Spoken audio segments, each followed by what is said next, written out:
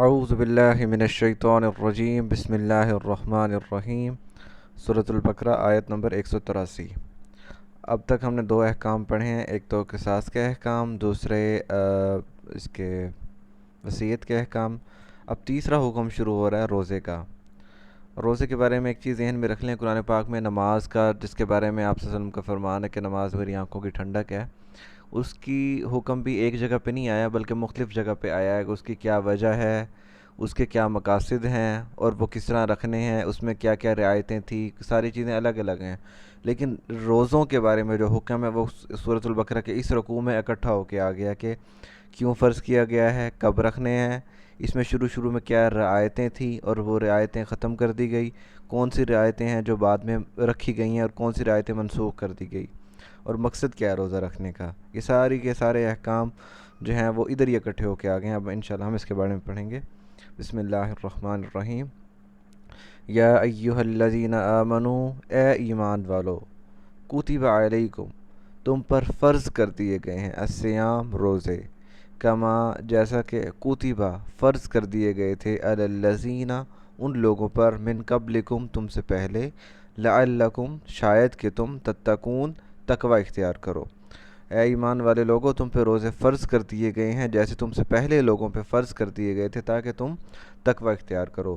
اب روزہ رکھنے کی وجہ کیا بیان کی گئی ہے؟ تقوی اختیار کرنا، ڈرنا، اللہ کے نزدیک ہونا۔ اس سے کیا مراد ہے؟ رمضان میں ہمیں پتہ ہے روزے کی حالت میں ہم حلال چیزوں سے کھانے سے مطلب بچے رہتے ہیں۔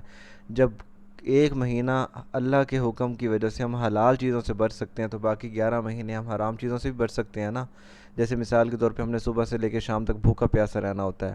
اب ایک بندہ ایسا ہے جو بھوکا رہتا ہے اور جناب مطلب اسے بھوک لگی ہے اور اسے کوئی کھانے کو میسر نہیں ہے حلال چیز، تو فوراً حرام کی طرف جائے گا، بھوک برداشت نہیں ہوگی۔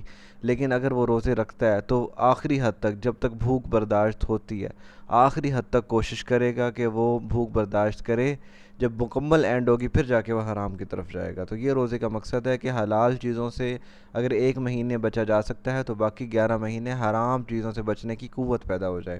نفس ہے، نفس کو آپ اپنے قابو میں رکھو گے تو نفس آپ کے قابو میں رہے گا، ورنہ نفس کو اگر ایسے چھوڑ دو گے تو پھر یہ کمزوری کی نشانی ہے۔ ہم اس کے بارے میں مزید بات آگے بھی کرتے ہیں۔ ایام معدودات، ایام دن ہے، معدودات گنے چنے، عدد شدہ، گنے چنے تھوڑے سے دن ہیں۔ فمن کان مریضن، فمن کان منکم، پس تم میں سے اگر ہے کوئی، مریضن، مریض، او علی سفرین، یا پھر سفر میں، فعدتن، تو وہ رکھ لے یا دن پورے کر لے، من ایام اخر، بعد والے اس کے علاوہ، یعنی اگر کوئی ان دنوں میں مریض ہے یا سفر میں ہے تو وہ بعد میں دن پورے کر لے۔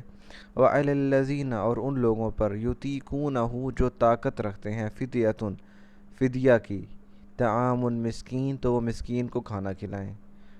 فمن فمن پس جو، تطوع، جو اضافی نیکی کرے گا، تطوع اضافی نیکی، خیرن کچھ بہتر، فمن تطوع خیرن، تو کوئی اگر کوئی بہتر اضافی نیکی کرے گا، فہو خیرن، تو بہتر ہے اس کے لیے، لہو، اس کے لیے تو وہ زیادہ بہتر ہے۔ وَأَن تَصُومُوا، اور اگر تم روزہ رکھو، خیر لکم، وہ تمہارے لیے اس سے بھی بہتر ہے، ان کنتم تعلمون، اگر تم جانتے ہو تو۔ گنے چنے ہیں دن ہیں، اگر تم میں سے کوئی مریض ہو یا سفر میں ہو تو وہ بعد میں دن پورے کر لے۔ اور جو لوگ فدیہ کھانا کھلانے یعنی طاقت رکھتے ہیں فدیے کی، تو وہ مسکین کو کھانا کھلائیں، اور جو بھی اضافی نیکی کرے گا تو اس کے لیے بہتر ہے، لیکن تم روزہ رکھو تو وہ تمہارے لیے زیادہ بہتر ہے اگر تم جانتے ہو تو۔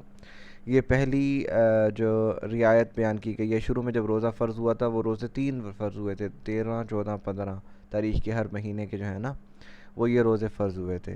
تو اس کے بارے میں کہا گیا ہے کہ یہ روزے آپ رکھو، بہتر ہے، آپ فرض کر دیے گئے ہیں آپ رکھو، لیکن چونکہ وہ مانوس نہیں تھے روزوں سے پہلے، مطلب پچھلی قوموں میں تھے لیکن عرب کا جو گرم ماحول تھا صحرا کا، اس میں وہ روزے کے عادی نہیں تھے، جس کی وجہ سے ان کو یہ آزادی شروع میں دی گئی کہ تم میں سے جو روزے رکھنا چاہے وہ روزے رکھے، جو روزہ نہیں رکھنا چاہتا تو وہ مسکین کو کھانا کھلا دے۔ وَعَلَى الَّذِينَ يُطِيقُونَهُ فِدْيَةٌ طَعَامُ مسکین، اور جو مطلب کھانا کھلانے کی صلاحیت رکھتا ہے وہ کھانا کھلا دے، لیکن فمن تطوع خیرن، جو دونوں کام کرے تو وہ زیادہ بہتر ہے۔ لیکن اللہ تعالیٰ نے کہا کہ کھانا کھلانے کے بجائے اگر تم روزہ رکھو گے تو وہ تمہارے لیے زیادہ بہتر ہے اگر تم جانتے ہوتے۔ حدیث میں ہے نا کہ روزہ عام روٹین میں نیکی کا اجر جو ہے وہ 10 گنا سے 700 گنا تک لکھ دیا جاتا ہے، لیکن روزہ واحد جو اللہ تعالیٰ نے کہا جس کا اجر میں خود دوں گا اور کوئی نہیں دے گا. تو یہ جو ہے روزے کی خاص افادیت اور اہمیت اسے پتہ چلتی ہے کہ روزے کا نعم البدل کوئی نہیں ہے. روزہ روزہ ہی ہے، فرض ہے، رکھو گے تو زیادہ اجر و ثواب ہے. اگر یہ جو اس وقت رعایت دی گئی تھی وہ رعایت مطلب کم فائدہ مند ہے. بہرحال یہ آیت 184 تک ختم. آگے انشاءاللہ پڑھیں گے. وما علینا الا البلاغ المبین.